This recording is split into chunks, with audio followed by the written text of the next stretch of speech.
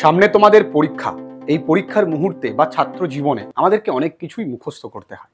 এই মুখস্থ করা নিয়ে তোমাদের অনেকের মধ্যে অনেক কমপ্লেইন থাকে যে স্যার আমি মুখস্থ করছি কিন্তু মুখস্থ বেশি দিন থাকছে না, বা আমি কি করে মুখস্থ করব সেটাও বুঝতে পারছি না, বা মুখস্থ করবার পর যখন লিখতে যাচ্ছি তখন যেন সব কোথাও গুলিয়ে যাচ্ছে বা ভুলে যাচ্ছি, বা আমাদের প্রচুর বানান ভুল হচ্ছে। যদিও তোমাদের জন্য বলবো যে বানান ঠিক করবার জন্য তোমরা কি করতে পারো বা পরীক্ষার খাতায় বানান ভুল কি করে কমবে সেটা নিয়ে আমাদের পরবর্তী ভিডিওস থাকবে।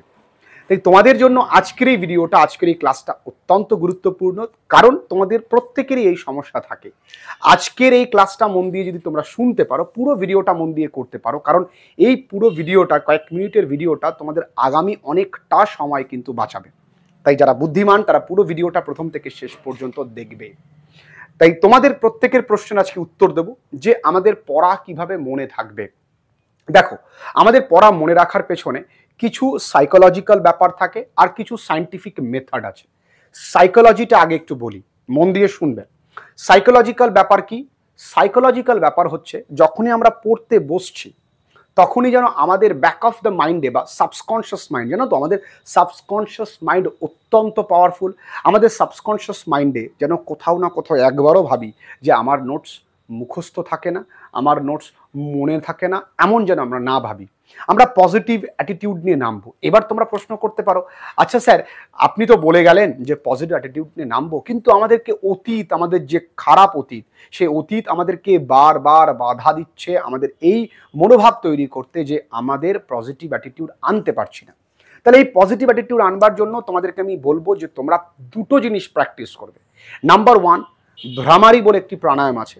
ভ্রামারি প্রাণায়াম ভেরি ইজি, কিছুই না, জাস্ট তোমার এই দুটো আঙুলকে মাথার উপরে, চোখের উপরে দিয়ে এই দুটো আঙুলকে চোখের উপরে দেওয়ার পর তুমি চোখটাতে খুব জোরে প্রেসার দেবে না, কানটাকে বন্ধ করে জোরে নিঃশ্বাস নিয়ে ঠোঁট দুটো বন্ধ করে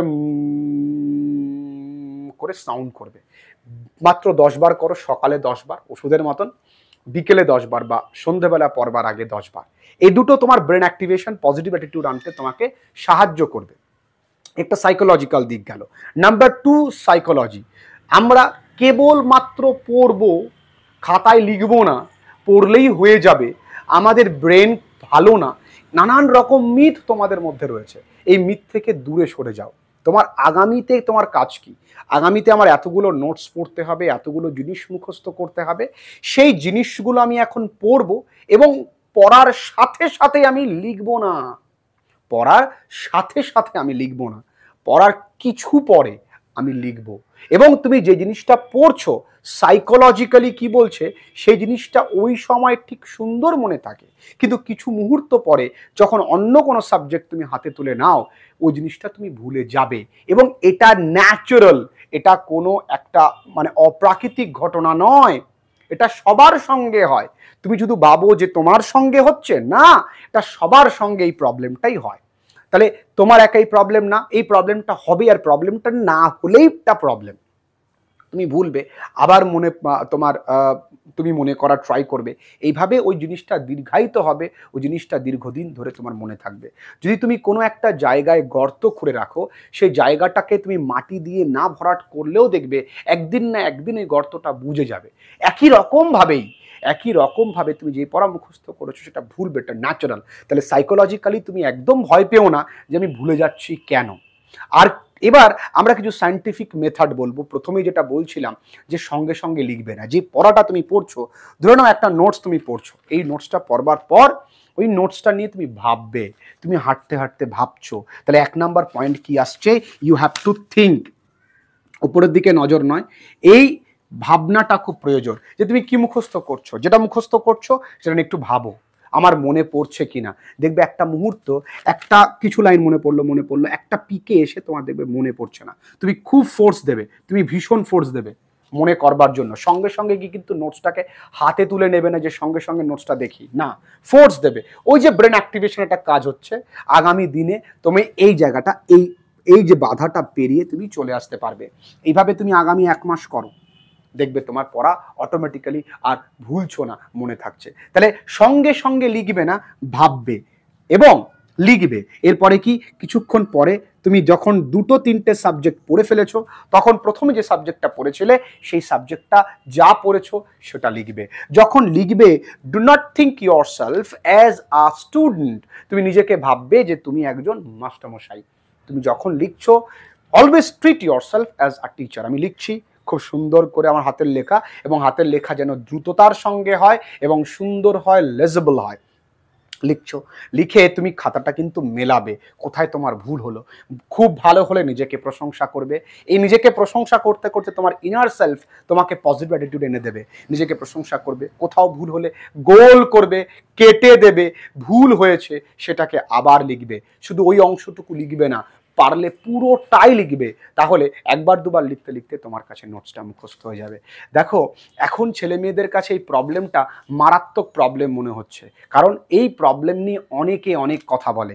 এই প্রবলেম নিয়ে যখন অনেক কিছু বেরিয়ে গেছে, তখন এই প্রবলেমটা সমাধান হবার জায়গায় এই প্রবলেমটা আরও বড় হয়ে গেছে। কেন জানো? আগেও মানুষের এই প্রবলেম ছিল, মানুষ একটাই প্রসেস ফলো করতো, কি, যে আমি যেটা পড়ছি সেটা লিখছি। এখন ছেলেমেয়েরা পড়ে কম, প্রবলেমটা নিয়ে ভাবে বেশি। আমরা যে প্রবলেমটা নিয়ে ভাবলে তো আমাদের হবে না, আমাদেরকে পড়তে হবে।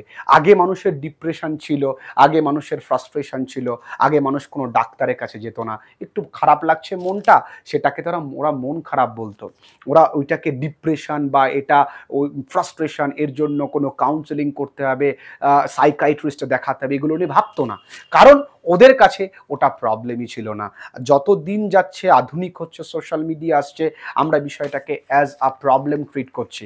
তোমার যে প্রবলেমটা হচ্ছে তার একমাত্র সমাধান পড়ো, ভাবো, এবং কিছুক্ষণ পরে লেখো। শিক্ষকের মতন তোমার জায়গাটাকে তুমি যে জায়গায় ভুল হয়েছে সেই জায়গাটা তুমি ঠিক করো, এবং খুব সঠিক হলে নিজেকে প্রেইজ করো। এবং সবথেকে গুরুত্বপূর্ণ জায়গা, ব্রেন এক্সারসাইজ করতে হবে। ব্রেন এক্সারসাইজের জন্য বললাম মেডিটেশন বা ভ্রামারি, এই দুটো প্রাণায়াম তুমি করতে পারো। এই হচ্ছে ছোট্ট জিনিস। দেখো, বিষয়টাকে জটিল তোমরা বানাও, বিষয়টাকে একদম জটিল করো না। ছোট্ট একটা জিনিস, খুব সহজ জিনিস, এই প্রসেস মেনটেন করো। আগে তো পড়তে বসো, তারপর রেজাল্ট তোমার এমনি ভালো হবে। তোমাদেরকে ভিডিও শেষে বলি, এই বছর ক্লাস 9, 10, 11, 12 প্রত্যেকের প্রি বুকিং চলছে তোমাদের অনলাইন ক্লাসের জন্য। তোমরা কিন্তু নিচে দেওয়া যে হোয়াটসঅ্যাপ নাম্বারটি রয়েছে, হয়তো ভিডিও শুরুতে হোয়াটসঅ্যাপ নাম্বারটি দেওয়া রয়েছে, সেই হোয়াটসঅ্যাপ নাম্বারে তোমরা যোগাযোগ করতে পারো। হোয়াটসঅ্যাপ মেসেজ করবে, ডিটেলটা তুমি পেয়ে যাবে। আমাদের ক্লাসেস তোমাদের ভালো লাগবে, কারণ তোমরা পুরো চ্যানেলটা ভালো করে ভিজিট করো, দেখবে যে আমাদের ক্লাসেস কীভাবে হয়। ভালো থেকো। আজকের ভিডিওটা এই পর্যন্ত। এই প্রবলেম নিয়ে আর কথা নয়, কারণ প্রবলেমটা সলভ হয়ে গেল, এবার কাজ করার পালা। খুব ভালো থেকো সবাই।